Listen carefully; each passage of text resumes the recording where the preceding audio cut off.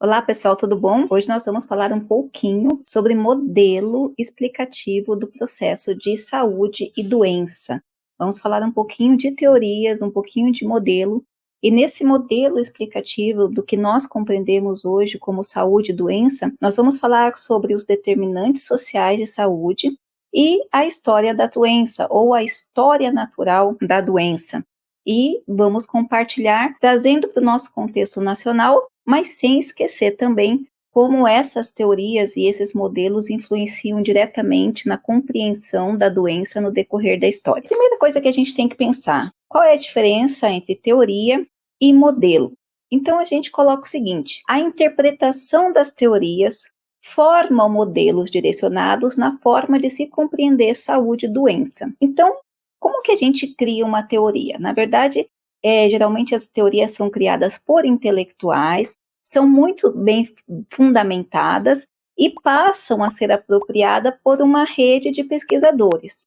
Então, por exemplo, eu tenho uma teoria sobre a razão da existência humana, e aí vários intelectuais vão constituindo essa teoria, e a partir do momento que essa teoria ela é formulada, então agora a partir dessa teoria aqui vamos criar um modelo para trabalhar com determinado assunto. Então, por exemplo, eu tenho as teorias da antropologia, da existência do homem, da Terra, e aí essas teorias elas são formatadas, né, modeladas dentro de um contexto específico. Então, eu vou trabalhar com uma área específica dentro dessa teoria da antropologia. Então, as teorias elas servem para fundamentar uma determinada ação, uma determinada ideia, e no caso da saúde, o modelo que nós estamos preconizando. Esses modelos, por sua vez, eles vão direcionar no campo da saúde a forma de olhar a saúde e doença, a forma com que o paciente ele é tratado, que o médico interage com esse paciente, os profissionais de saúde interagem com essa pessoa. Então, esses modelos, essas teorias que fundamentam a percepção, a concepção de saúde e os modelos que são criados a partir dessas teorias, eles influenciaram, né, influenciam até os dias atuais e influenciaram grandemente a forma não só que se enxerga a saúde e doença, mas nas pesquisas, nos direcionamentos, nos tratamentos. Então, se tem uma teoria e dessa teoria se apropria-se, se faz, né, se elabora um modelo específico, beleza? Então, nós vamos falar quais os exemplos, né, de teoria no campo da saúde que nós tivemos e como essas teorias foram transformadas em modelos. Então, por exemplo, a teoria mítico-religiosa. Então, no campo teórico, eu vou pensar assim, Deus é que manda em tudo, Deus é responsável pela miséria humana, pela doença. Então, se eu tenho essa teoria mítico-religiosa, onde as doenças elas vêm de Deus, o que eu vou aplicar, né, como modelo? Então, meu modelo dentro dessa teoria mítico-religiosa é fazer o quê? É banho de erva, rezas, orações, mantras, jejum. A forma com que eu trato esse paciente, que eu encaro a doença, ela vai estar relacionada à teoria que está sendo apropriada. Por exemplo, a teoria dos miasmas, né? Como que a mesma coisa, como que as pessoas trabalhavam. A teoria dos miasmas, ela é uma coisa muito interessante porque ela começa muito perto do mítico religioso, só que ela vai perpassar pela história, porque miasma, para quem estuda a parte de religiosidade, é como se fosse ali um plasma do mal, né, que vem de esferas inferiores. Só que na saúde, né, esse nome miasma, ele só vai ser usado lá depois do século XII, com uma teoria, né, com um fundamentador, um pesquisador que vai fundamentar essa teoria. Mas essa ideia de miasmas, na verdade, ela decorre da história inteira, dessa época mítico-religiosa e vai embora, né? Então, ela foi bastante apropriada no campo do que a gente conhece hoje de mundo ocidental. Sempre é bom falar medicina do mundo ocidental. Ela se referia ao quê? Quando foi descrita, né, pelos intelectuais, a gente poderia dizer uma espécie de chorume, né? O líquido resultante da putrefação. Então, no campo de outra área, a gente conhece como chorume, poderia dizer assim, mas seria o líquido da putrefação, né? Então, essas teorias lidavam com o sujeito em que lugar? Então, assim, o miasma está por aí, o miasma está no ambiente, então o ambiente afeta o homem também. Então, não era uma teoria infundada, né? Hoje a gente pode até falar, miasma, tal, mas não é uma teoria infundada, era uma teoria que tinha muito, até algumas aproximações com o modelo que nós temos hoje em dia. E essa teoria falava o seguinte, olha, as doenças vêm pelo ar, as doenças vêm também pelo meio. Então, era muito comum que as pessoas fechassem as portas de casas, que falasse que doença vinha pelo vento. E aí tinha, nessa época, como a gente está falando desde a concepção da igreja até quase o final da Idade Média, então também se associava muito à questão da compreensão religiosa. Então, esse modelo ele perdurou por muitos anos, até mesmo depois do protestantismo, do iluminismo, ele só vai cair quando se descobre os micro-organismos, aí se tira de vez essa ideia. Então, tem a teoria, né, que está falando do que é, e a aproximação. Aí, nesse modelo, então, miasmático, eu vou olhar o indivíduo de uma forma diferenciada. Então, como eu olho esse indivíduo, né, eu vou olhar a doença, né, eu vou olhar, será que ele foi exposto a algum lugar? Eu vou olhar esse indivíduo com relação ao meio, mas não como a gente conhece hoje, não profundo, né, dessa forma que nós temos hoje com o avanço da ciência. Depois, lá mais para frente, quando Pasteur e Koch, né, e outros descobrem, né, os micro-organismos, aí a gente vai ter uma outra teoria, a teoria unicausal. Então, a teoria unicausal vai dizer o seguinte, olha, esquece, então o homem não existe esse negócio de doença que vem pelo ar, mas as doenças, elas vêm pela bactéria, pelos micro-organismos. Então, todas as doenças, elas surgem através da interação do homem com micro-organismos. Então, não dá certo essa interação e o homem tem prejuízos.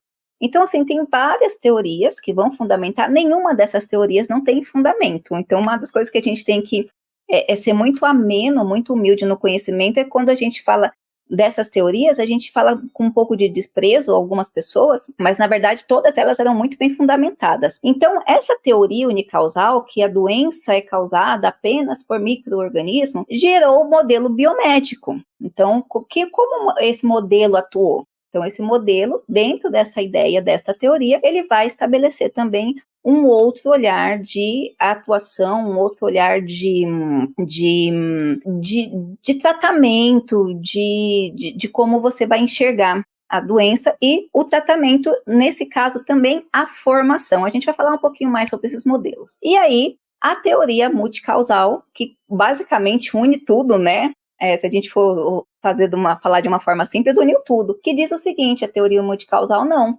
O indivíduo, ele é completo, o ser humano, ele é completo e ele afeta, né, ele atua num espaço, ele afeta esse espaço que ele atua, ele existe, a existência dele ocupa espaço, interagem com o meio de diferentes formas. Então, a gente tem uma simbiose entre o meu corpinho, né, entre o seu corpinho, entre o corpinho do humano e todo o universo que o cerca. E essa teoria multicausal vai trabalhar com os modelos, com o modelo que nós conhecemos hoje, né, que a medicina ocidental se adotou, que é o modelo biopsicossocial, que é olhar esse homem completo e também pelos modelos de determinantes sociais em saúde. Então, essas teorias criam modelos, tá? Não precisa ser um modelo, a gente tem hoje uma unanimidade de modelo que a gente conhece como modelo biopsicossocial, mas também temos o modelo dos determinantes sociais em saúde, que são discussões que já vêm desde a década de 50 e foram efetivadas um pouquinho mais para frente. Vamos falar um pouquinho mais sobre esse assunto. Os principais modelos, né, dentro do que a gente colocou, que afetaram o nosso mundo ocidental. Então, o primeiro é o modelo miasmático, como nós já falamos lá, e aqui tem uma figurinha, tá vendo? Ó, esse seria o miasma aqui, seria essa intoxicação vinda pelo vento, né, como resultantes ali do processo de putrefação, da sujeira. Até hoje, né, se você falar com algumas pessoas antigas, eles usam esse nome quando vai em cemitério, por exemplo, você está trazendo miasma do cemitério. Então, essa teoria, ela foi bastante presente na história, e ela predominou até o início do século XIX. Nesse modelo, uma das ideias é que a ciência médica é intrínseca e essencialmente uma ciência social. Então, eu consigo entender a questão da ciência médica através também da sociedade, porque a sociedade atua e vai colher os seus frutos, tá? Então, para você ver que é uma teoria bem fundamentada. Depois que Pasteur e Koch começam a trabalhar muito com os micro-organismos, e aqui eu coloquei fungos, bactérias, o que a gente conhece de micro-organismos, essa figurinha, ele vai olhar esse agente, né, esse micro-organismo responsável pela doença. E ele ganha força muito, esse movimento, porque lá nos Estados Unidos, a Universidade Johns Hopkins vai adotar essa ideia e vai promover manuais, vai promover, inclusive o relatório Flexner, ele foi olhado a partir dessa concepção, ele foi aceito, né, a partir dessa concepção unicausal da doença. Os ensinos, eles começam a fragmentar, né, as especializações, eles direcionam o ensino da medicina, eles colocam um modelo que a saúde, ela tem que ser tratada, a saúde é ausência de doença, então ela tem que ser tratada em hospitais, você tem que olhar para o indivíduo para aquela saúde, né? Nesse campo aqui, os estudos sugerem o seguinte, esse modelo, né, que o estudo de doença deve ser com doenças específicas, como um ramo especializado da medicina, baseando-se fundamentalmente na microbiologia. E aí, nesse momento, há um conflito, né, entre saúde pública e medicina. Porque a saúde pública, né, no sentido que a gente estava falando social, ela não passa a não ser mais interessante. E esse modelo foi por muitos médicos que se formaram, até infelizmente algumas instituições aqui no Brasil na área de saúde, especialmente medicina, ainda tem uma dificuldade nessa transição de pensamento, porque era uma relação que era a doença ali que devia ser tratada. O indivíduo não é olhado como um todo, mas sim a doença. Então, até isso que resultou tantas especializações médicas, porque você fica especialista e olha só aquele ponto. E aí, a gente vai ter esse conflito entre os enfoques biológicos e social no processo de saúde e doença, estiveram no centro de debates e configurações no campo desse conhecimento e prática. A gente está falando lá no começo de 1900, o relatório Flexner, ele vai trabalhar com essa ideia de teoria de modelo biomédico, de especialidades, especializações, e aqui esse fôlego, né, que ganha, a gente sabe, a influência dos Estados Unidos, nessa época já existia, principalmente aqui no mundo ocidental e no Brasil especialmente, e eles foram muito veementes na adesão dessa ideia da teoria unicausal. Só que isso, ele vai até afetar algumas políticas públicas como as que vinham sendo implementadas no Brasil e no mundo, como dos sanitaristas, por exemplo. Tudo bem, a doença é sim, mas a gente precisa olhar o social. Mas a gente vai ter aqui uma briga, um ambiente tenso. Lá na Organização Mundial da Saúde, essas discussões já começam desde o começo da sua criação, tá? No pós-guerra. No pós-guerra, né? Não só a Europa, a gente está falando da Segunda Guerra Mundial, não só a Europa, mas todo mundo, assim, a sociedade ocidental enfrenta um desencantamento e começam a repensar a relação do sujeito com o espaço que ocupa. E as primeiras discussões dessa integralidade do sujeito e do olhar da saúde, da vida, por exemplo, ela começou a percorrer o âmbito das preocupações e das institucionalizações. Lembremos que as grandes institucionalizações internacionais, OMS, a ONU, elas foram consolidadas apenas após esse período. Mas, na Organização Mundial da Saúde, esse olhar para o indivíduo integral, ele já era motivo, né, de discussão desde o final da década de 40. Só que isso, até a gente ter, assim que a gente começa com as teorias, porque começa a discutir, até efetivar uma teoria. E foram sendo realizados conferências, né, de tempos e tempos, como ainda ocorre hoje. Então, de 1948, 50, começam essas discussões no campo mundial, tá? E na Conferência de Alma-Ata, no ano de 1970, organizado pela OMS, que vai ser batido o martelo de que os determinantes biopsicossociais afetam, né, o ser humano. Então, nesse momento, se reconhece não só os determinantes sociais de saúde, mas também a questão da mente, a questão do espírito, a questão desse ser humano integral e o ser humano que vai para o meio. Então, é por isso que eu falei que é como se juntasse as duas, porque ele, sim, reconhece os micro-organismos, reconhece os tratamentos, mas ele também reconhece essa importância do meio e influência direta para o indivíduo. Então, a gente vê que os determinantes sociais de saúde, eles vêm na Conferência de Alma-Ata, em 1970, e vai ali dar o pontapé inicial para o modelo que hoje nós conhecemos como modelo biopsicossocial.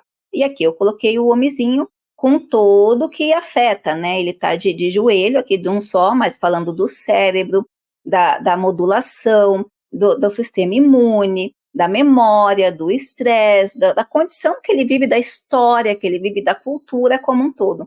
Então, agora a saúde, ela passa a ser complexa, né, no sentido de não se tem mais uma doença e um tratamento, existem fatores que são investigados, e depois dessa conferência de Alma-Ata, a gente vai começar um outro movimento aqui no Ocidente, né, especialmente no Brasil, que vão impulsionado, daí a gente lembra lá daquelas conferências de saúde, lembra que vai chegar até a 8ª edição, na verdade existe até hoje, mas que vai preconizar também a criação do SUS, e ainda ocorre essas conferências. Para você que é profissional da saúde, é bom saber isso, porque esse ambiente não é uma coisa que ficou para trás. Então, as conferências internacionais, os simpósios, as mesas de discussão, os grupos de trabalhos, eles vão servir exatamente para criação de teoria, modelos, políticas, enfim. É uma coisa que faz parte no campo da saúde, especialmente da medicina. E aqui nós vamos ter os modelos de determinantes sociais que foram aqui. Esse aqui é o modelo, então a gente tem 2 modelos.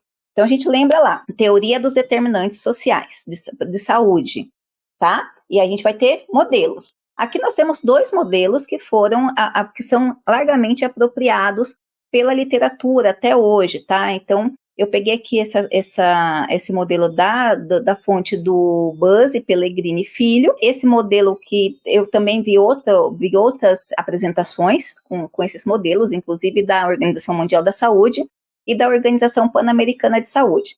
Então, vamos lá. Teoria, determinantes sociais de saúde. Modelos aqui, ó. Então, aqui tem um modelo de determinantes sociais.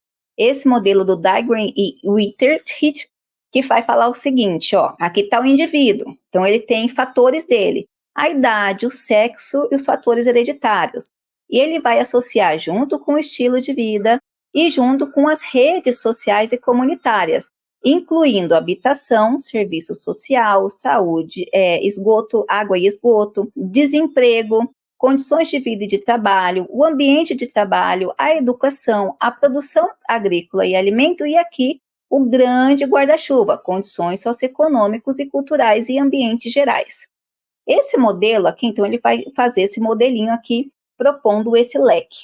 Esse modelo do Dietrich e do Hauckvist, né, ele vai falar o seguinte, ó, o contexto social aqui e o contexto das políticas. E esse contexto social aqui inclui a posição social, as exposições específicas, e ele vai intercalando aqui, ó, a doença ou o acidente e as consequências sociais ou mau estado de saúde, que vai direcionar também as políticas públicas. Então, você começa a entender o contexto social, vê aonde esse indivíduo está envolvido e as situações que levaram à situação da doença, e a partir daí se cria um contexto de políticas públicas.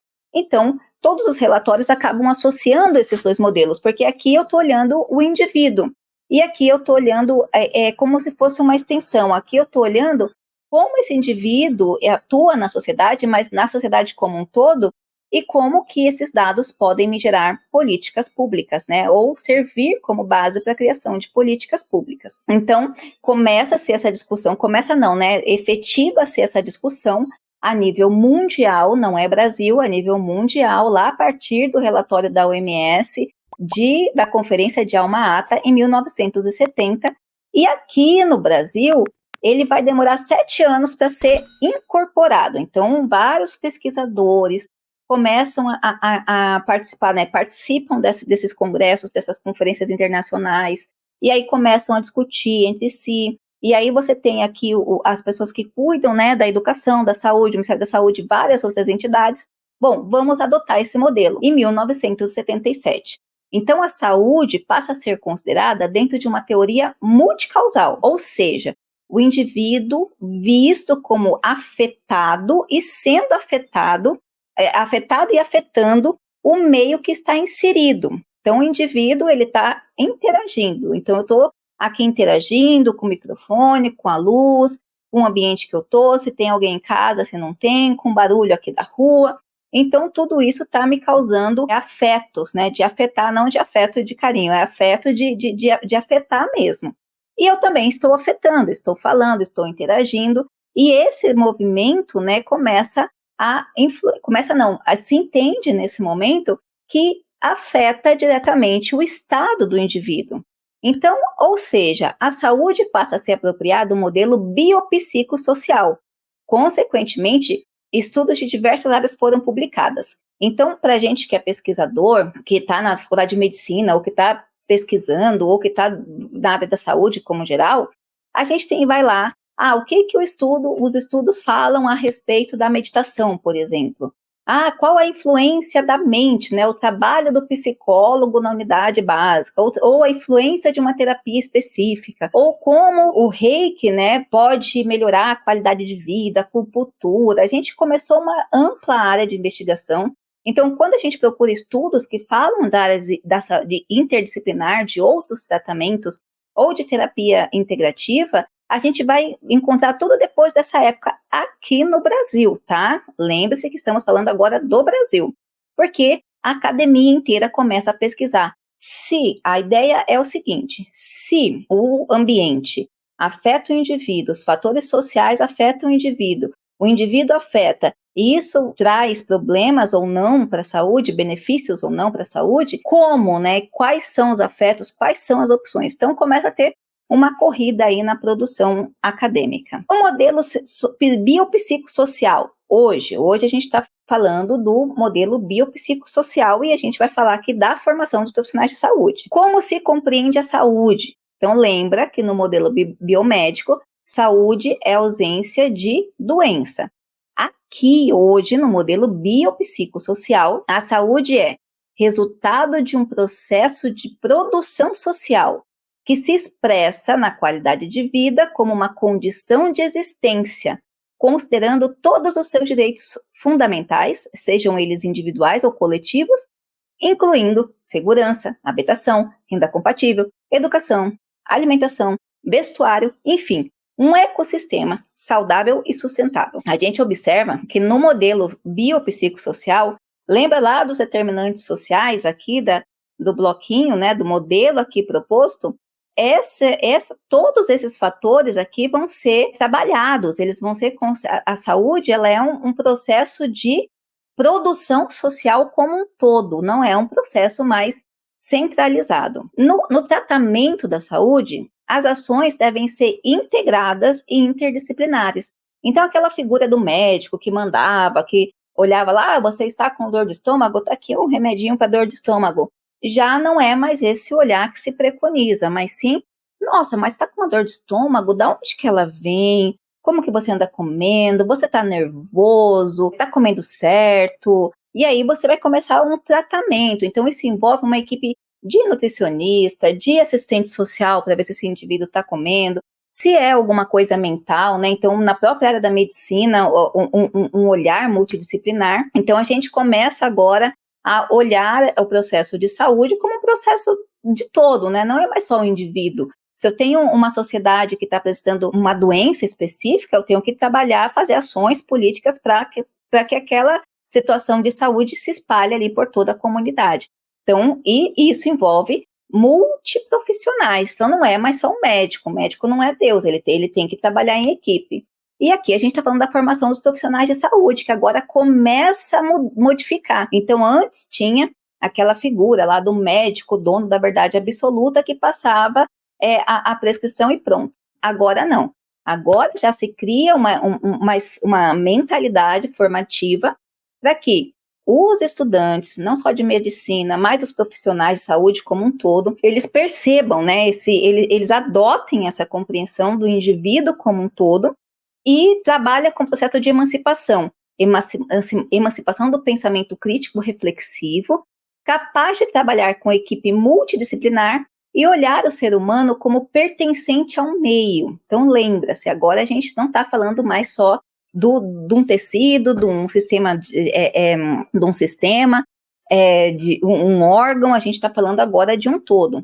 E aí, esse modelo biopsicossocial, ele vai se basear, sim, também nos determinantes sociais, porque, claro, vai juntar ali as nossas observações e percepções. Podemos colocar o modelo biopsicossocial em 6 paradigmas, tá? Esses paradigmas falam que o olhar. Então, o olhar do modelo biopsicossocial para o corpo. O corpo humano é um organismo biológico, psicológico e social, ou seja, recebe informações, organiza, armazena, gera, atribui significados e os transmite, os quais produzem, por sua vez, maneiras de se comportar. Então, o corpo não é mais parte, ele é composto de várias partes, tudo bem, se reconhece, se tem o avanço da ciência, são muitas células, mas agora esse corpo, ele é um corpo completo, ele é um corpo que ele atua na sociedade, ele tem a sua forma de cognizar, de compreender as coisas, e também tem os aspectos biológicos, né, que daí sim eu estou falando daquele modelo de medicina mais duro. Então, ele é uma junção de todos, né? Eu tenho conhecimento do ser, mas da sua completude também. No modelo biopsicossocial, como se enxerga, então, o processo saúde-doença? Aí a gente vai ter as modificações, porque lembra, no modelo unicausal, lá no modelo biomédico, até a década de 70 aqui no Brasil, tá? 77 aqui no Brasil, 70 a Conferência de Alma-Ata, e começou a ser discutida lá na OMS, lá no comecinho lá da sua criação. Então, a gente vai ter essa compreensão agora.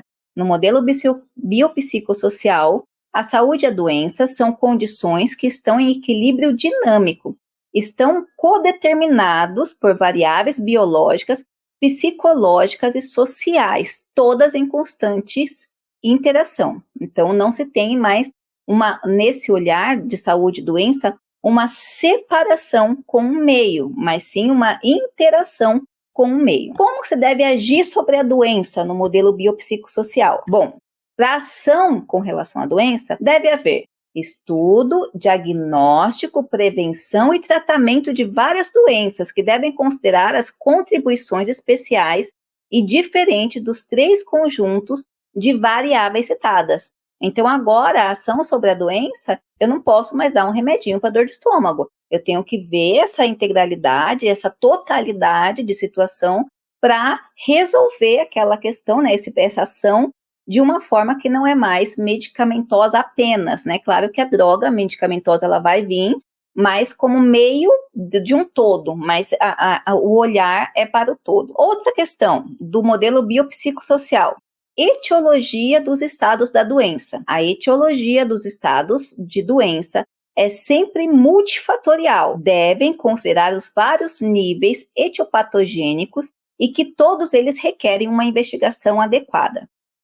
Daqui, dessa etiologia, dessa compreensão de etiologia da doença, nós vamos ter uma outra linha que vai investigar a história natural das doenças, tá? Porque agora eu tenho que olhar, sim, a doença, esse ciclo, né? Eu tenho que entender os aspectos biológicos, etiológicos da doença, mas dentro do meio. Mas eu vou ter esse olhar epidemiológico também, tá? Ou esse olhar epidemiológico que vai dar base para as outras ações. O cuidado. A maneira de se cuidar de pessoas que estão doentes se dá por ações integradas, realizadas por uma equipe de saúde que deve ser composta por profissionais especializados em cada uma das 3 áreas. Qual área? A área que compõe o nível da sociedade, né, das ciências sociais, que entende esse indivíduo como um todo. A área, e inclusive, né, a saúde mental, tem uns que vão lidar desse campo ou não, mas vamos trabalhar com essa área da sociedade, de como os aspectos culturais da sociedade que esse indivíduo está inserido. Vamos trabalhar com a área psicológica, aqui, com a área biológica desse indivíduo como um todo, lembra? O indivíduo, aqui a gente volta para essa cara, ó, é biológico, psicológico e social. Então, a gente vai trabalhar com a área da mente, com a área da biologia, do corpo e com a área da sociedade que ele está inserido. Então, o cuidado agora, ele vai ter pelo menos 3 profissionais que vão atuar especializados em cada uma dessas áreas para compreender qual é a melhor forma de trabalhar com esse processo de tratamento, né, ou de direcionamento. E a responsabilidade? A responsabilidade agora, ela também vai ter uma nova percepção, porque saúde não é patrimônio ou responsabilidade exclusiva de um grupo ou especialidade profissional. A investigação e tratamento não podem permanecer exclusivamente nas especialidades médicas. Agora não, agora a responsabilidade é de toda a sociedade, das políticas públicas, dos atores que trabalham em outras áreas, da professora da escola que olha a criança, tem que estar preocupada se essa criança está bem, não está, o que pode estar afetando essa criança. Então, agora essa responsabilidade é total, a responsabilidade com a saúde e partindo, né, desses princípios, ela vai envolver toda a comunidade, inclusive o próprio indivíduo. E aqui está a fonte que nós tiramos essas informações. O outro passo importante dentro desse processo de compreensão da saúde foi aqui no Brasil. Então, a gente teve 77, essa adequação do modelo. A gente não pode esquecer que, posteriormente, lá em 90, a gente vai ter a criação do SUS, que já vai adotar o modelo biopsicossocial em sua estrutura.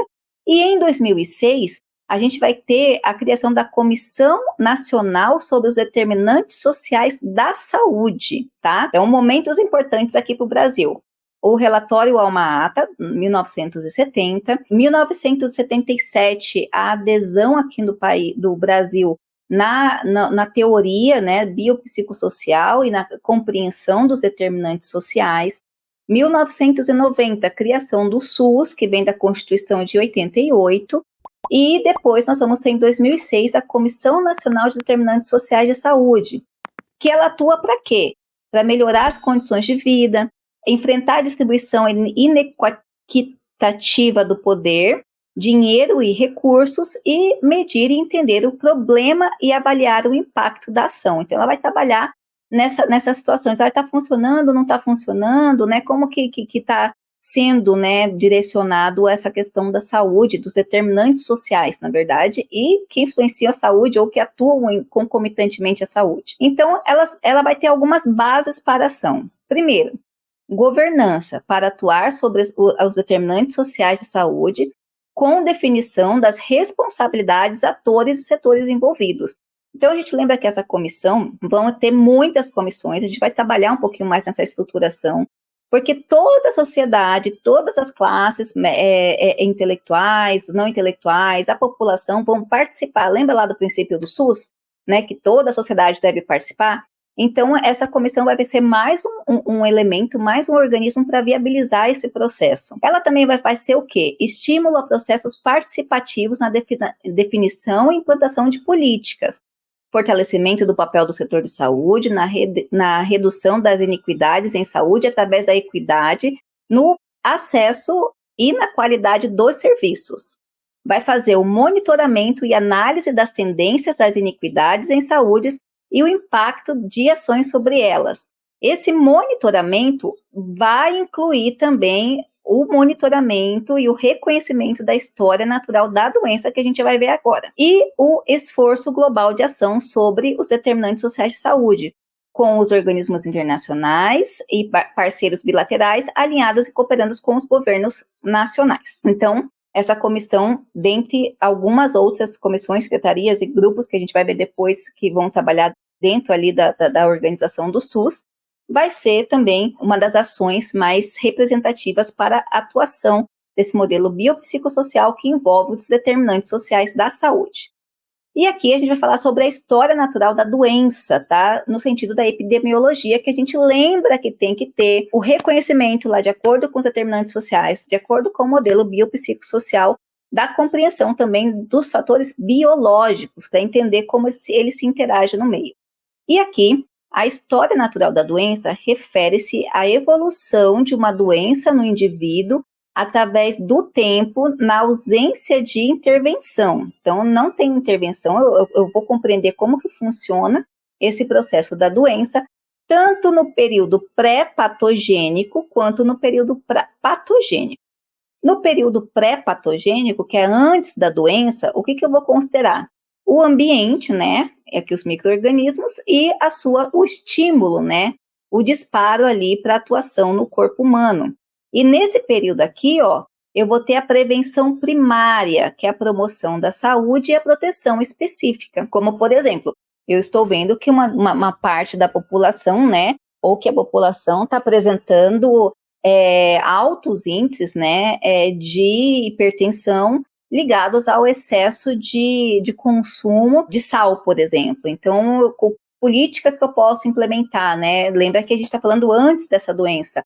Então a gente vai fazer uma lei que vai colocar a responsabilidade das indústrias em diminuir o sal. Aconteceu isso, na verdade, não só com sal, mas com as gorduras, né? Hoje você tem lá os alimentos que eles são obrigados a informar se tem gordura, o tipo de gordura.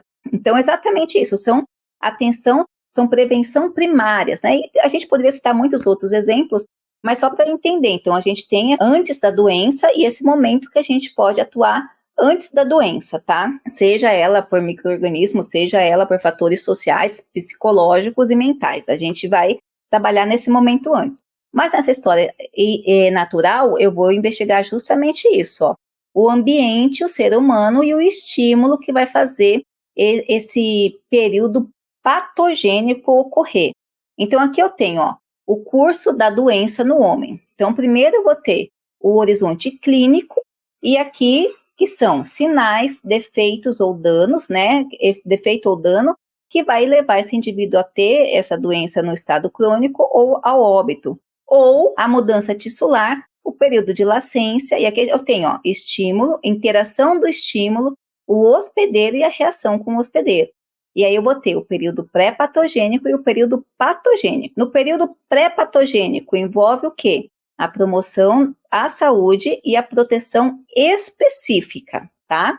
No período patogênico, que é quando esse ser humano já apresentou a doença, tá? O que eu vou ter? A prevenção secundária. Na prevenção secundária, eu vou ter que trabalhar com o diagnóstico precoce e tratamento imediato para que aquela patologia ela não venha a desenvolver, como câncer, por exemplo. Vamos pensar aqui, você descobre um elemento, né, que dispara ali, que pode ser o disparador para câncer, como ocorreu com cigarro, por exemplo. Então, o câncer de pulmão está relacionado ao alto uso de tabaco. Então, tirou, né, fizeram uma política pública, tiraram as propagandas, toda aquela deusificação que tinham com cigarro, então tiraram e agora a gente começa a fazer campanha contra, então tá aqui nessa situação. Mas aí eu tenho a doença, então eu tenho câncer, então quanto na prevenção secundária, quanto antes eu encontrar, né, eu diagnosticar, eu encontrar isso e mais precocemente fazer o tratamento, mais a chance desse indivíduo voltar para a sociedade sem danos, né, continuar ativo socialmente. No entanto, chega um período que não tem como, na prevenção secundária, então eu tenho que lidar com a limitação do dano. Então, voltando lá para as doenças, né, para a hipertensão, por exemplo. Então, aqui eu vou começar a tratar, eu vou limitar os danos que esse indivíduo vai ter. E todos esses níveis aqui estão na prevenção secundária. Agora, não foi possível acontecer isso, não foi possível parar o disparador, parar a situação. O que eu tenho que fazer com esse indivíduo? Só reabilitar, né? Então, reabilitar procurando o desfecho melhor possível para que, ó, nesse estado crônico de reabilitação, não tenha como desfecho a morte, certo? Bom, espero ter ajudado. Um grande abraço e até a próxima. Yeah.